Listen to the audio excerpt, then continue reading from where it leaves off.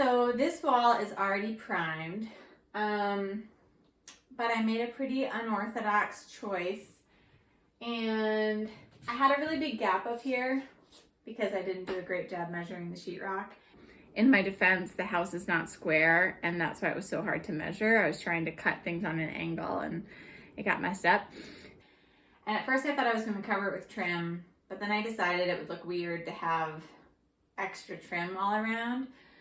So I decided to try and use tape and more mud to kind of patch that edge, and then I'll just caulk the very edge between the wall and the wood. But the gap was so big, I needed something as a little backer to put the tape and the mud on. So I spray foamed it. I'm gonna cut it down with an X-Acto knife, so it's a flat surface, and then I'm gonna put mud, tape, and more mud on top of that. And then we'll see how that goes. I don't know that I would recommend this method to anyone.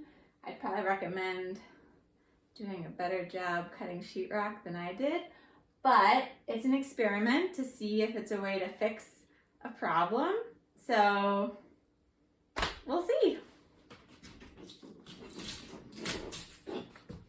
If you're thinking, oh, you should have done that before you primed the walls, that's true.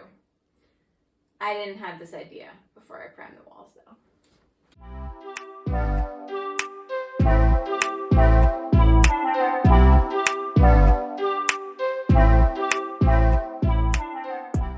Same deal in here.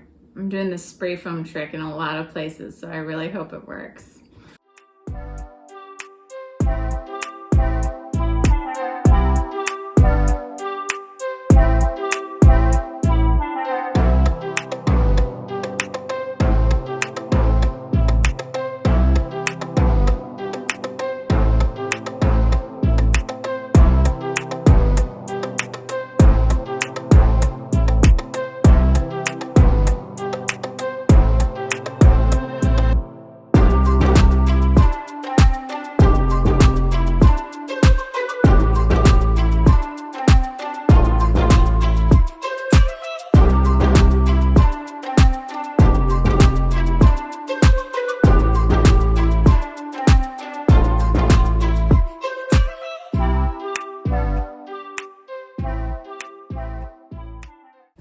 All right, step one, let's do a super quick sand on all of my new patched edges, and then I'll prime them, and I'll go from there.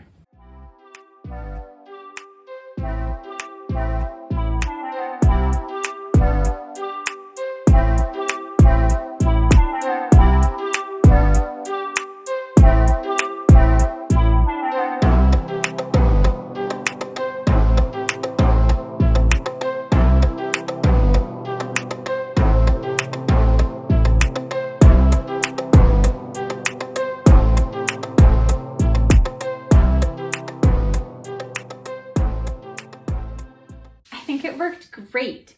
So this is after one coat of paint, but you really can't see any difference between where I had patched it and the piece of sheetrock.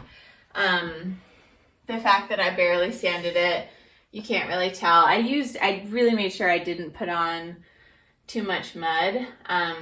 One of the things that I learned from watching other YouTube videos is to be really careful about not putting on too much mud, because then you just have to spend so much time sanding it off.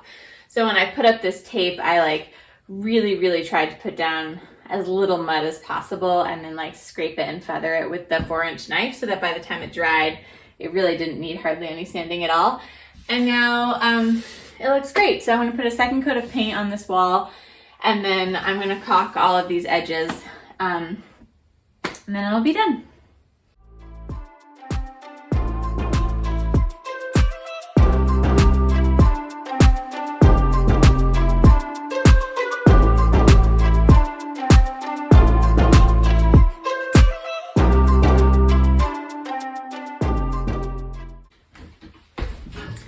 So So this technique of finishing the edge is working because the white I'm using is almost a pure white. So this ends up matching.